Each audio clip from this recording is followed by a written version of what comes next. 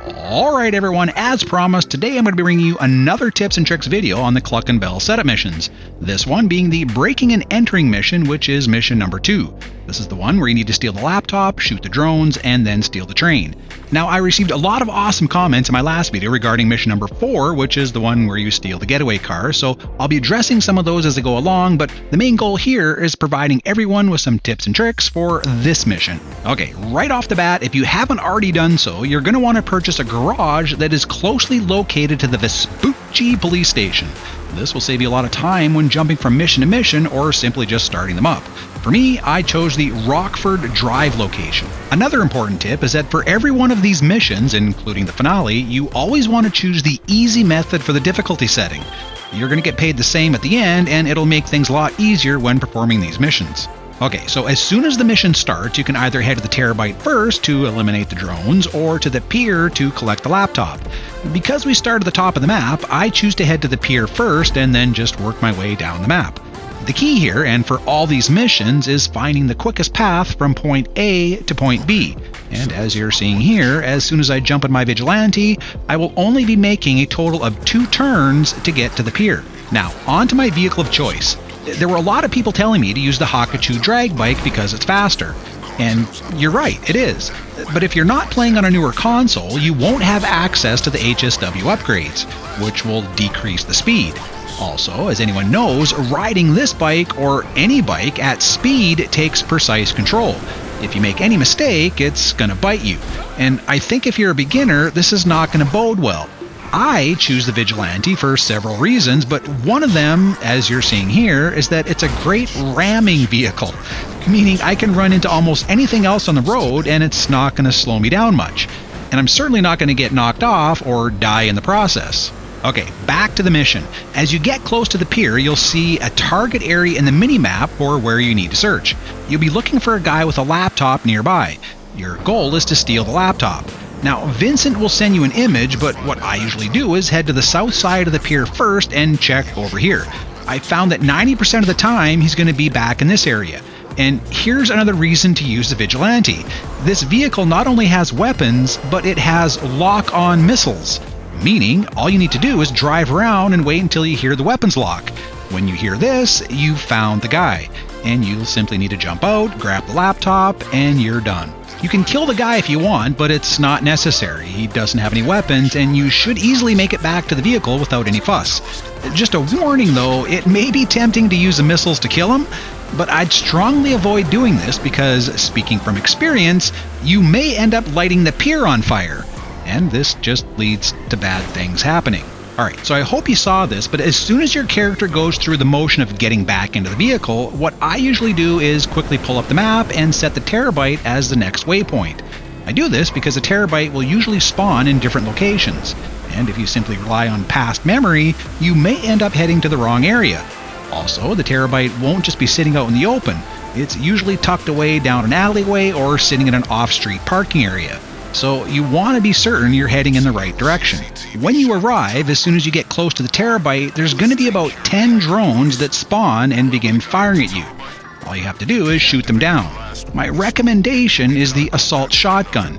You can use any weapon you like, but my tip here is always aim slightly below where the weapon locks on. If you have the setting turned on, that is. For some reason, you always seem to aim a little higher than the drone and you'll be missing with your shots.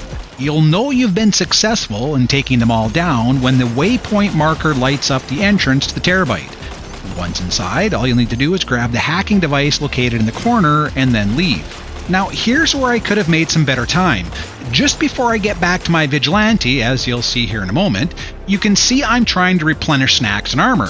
I successfully replenished my armor, but because of my lack of sleep, brain cramp, or just all-around stupidity, I'd suddenly forget how to quickly re-snack. I pause here for a moment, and then I'm just like, screw it, I'm just going to leave. Now, it turns out I didn't really need to hesitate on this at all because, well, I'm using the Vigilante. And I'll explain what I mean by this a little later. Okay, so the number one tip I can provide you in this mission is to always take the train tracks to the train. I'll show you what I mean here in a moment, but you're always going to want to take the tracks as it'll end up saving you some time. And if you haven't done so already, you also want to make sure you have the missiles selected as your weapons of choice on the Vigilante. So as we pass the Maze Bank Arena, you'll notice the directions in the minimap having you cross the bridge to get to the train. Don't do this. As soon as you cross a small overpass, you'll see the railway crossing. You want to hang a right here and then just take the tracks to the train. This is going to save you a bunch of time. Alright, here's my last plug for using the Vigilante, I promise. You'll notice I have half health and full armor. Turns out this is all I'll need because of two things. A, the Vigilante has decent armor and will provide protection when being shot at, and B, it has lock-on missiles.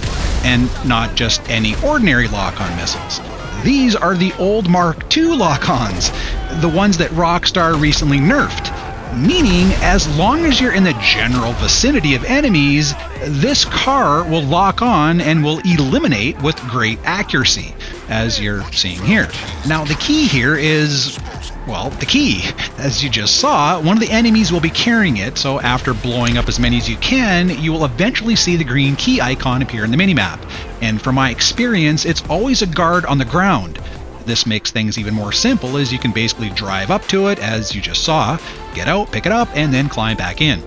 And as you'll see here, during this whole ordeal, I only lost a small portion of my armor. Once you have the key, head to the train, and then you can leave. And as you just saw, this is the second time I could have done things quicker. I basically run around back and forth trying to get into this train. My tip here is always make sure you're squared up to the ladder, meaning you and the camera. For such a simple maneuver, you'd be surprised at how many times I've screwed this up. Okay, and that's it. Once on the train, you'll have to trigger the hacking device to switch the signal lights, but all this requires, at least on the PS5 controller, is to tap the right arrow button when you get inside the red circled area in the minimap. At times, I've been so preoccupied watching enemies blow up that I've completely forgotten about doing this. So another tip I usually follow is as soon as the train starts to move, I just continuously tap the right arrow just to make sure that I'm doing it. Now you'll see there's always going to be enemies along the way trying to take you out, but honestly, in all the times I've done this, I haven't needed to re-snack, re-armor, or anything. It's only if you miss using the hacking device and the train slows or stops that you'll get lit up. If you keep the pedal to the metal, you'll be fine. And at this point, you've completed all the hard work, so it's now your time. You can sit back, enjoy all the enemies you're running over and blowing up, and pretend you're a kid again.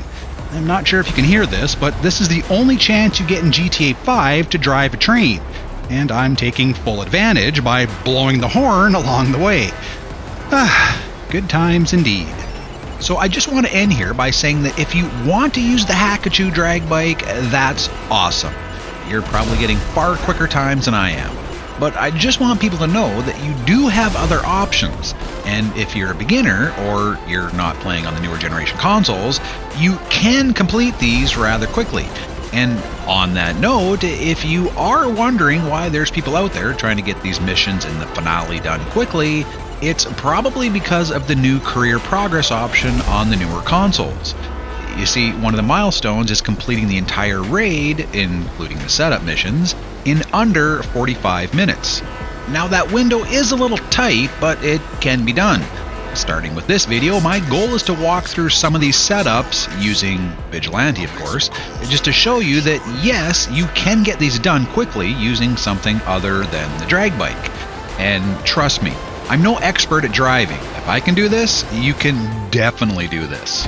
Alright, so that's it my friends, thank you for watching. If you like this video and want to help out, please subscribe, give a thumbs up, and let me know what you think. Are you more of a Hackachoo drag bike person? Or do you have another go-to vehicle for these missions? Maybe perhaps the armored Kuruma? If so, drop a comment below and let everyone know. Until next time, be happy, be well, be safe, be mighty, be the one, Maestro!